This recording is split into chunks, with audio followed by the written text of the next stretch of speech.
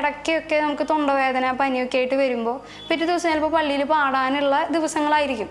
അപ്പോൾ ഈ ഒരു അവസ്ഥയിൽ ഞാൻ എങ്ങനെ പള്ളിക്ക് പോകാൻ എഴുന്നേൽക്കും? അതും ഞങ്ങളുടെ പള്ളി നിത്യസഹായ മാതാവിൻ്റെ പള്ളിയാണ്. അപ്പോൾ എങ്ങനെ ഞാൻ എഴുന്നേൽക്കുക? അങ്ങനെ പറയുമ്പോൾ അമ്മ പറയും പ്രാർത്ഥിച്ചാൽ മതി, അപ്പം കഴിക്കുമ്പോൾ പ്രാർത്ഥിക്കുക, ഈ തൊണ്ടവേദന മാറ്റി തരണേ, അപ്പം പോകുമ്പോഴുള്ള ആ സ്ഥലങ്ങളിലെ രോഗങ്ങളെല്ലാം മാറ്റി തരണേ. വൈകുന്നേരം കിടന്നുറങ്ങുമ്പോൾ അമ്മ പറയും മാതാവിനോട് പ്രാർത്ഥിച്ച് ഉറങ്ങിക്കോ, നാളെ നേരത്തെ എണീക്കാൻ പറ്റും, കിടന്നുകൊണ്ടിരിക്കുമ്പോൾ ഉറക്കം വരുന്നില്ലെങ്കിൽ കൊന്ത ചൊല്ലിക്കോ, കൊന്ത ചൊല്ലി കഴിഞ്ഞാൽ ഉറങ്ങാൻ പറ്റും, നാളെ നേരത്തെ എനിക്ക് പള്ളിയിൽ പോകാനും പറ്റും. ഇതൊന്നും നമ്മൾ വിശ്വസിക്കാനൊരു ബുദ്ധിമുട്ടുണ്ടെങ്കിലും അതേപോലെ ചെയ്ത് കഴിഞ്ഞാൽ കൊന്ത ചൊല്ലി തുടങ്ങിക്കഴിഞ്ഞാൽ നമുക്കറിയാലോ, കെടുക്കുമ്പോൾ കൊന്ത ചൊല്ലിയാൽ കുറച്ച് കഴിയുമ്പോഴേക്കും നമ്മൾ ഉറങ്ങും. വിശ്വാസപ്രമാണം ചൊല്ലി നന്മ അറിഞ്ഞ മറിയമേ ചൊല്ലി ആ ഒരു കൃതാർത്ഥതയോടെ നമുക്ക് ഉറങ്ങാൻ പറ്റും. പിറ്റേ ദിവസം എണീറ്റ് ഞാൻ പള്ളിയിൽ പോയി കഴിഞ്ഞാൽ എനിക്ക് പനിയുടേതായ ഒരു ബുദ്ധിമുട്ടുണ്ടാവാറെന്ന് ഞാൻ കണ്ടിട്ടില്ല.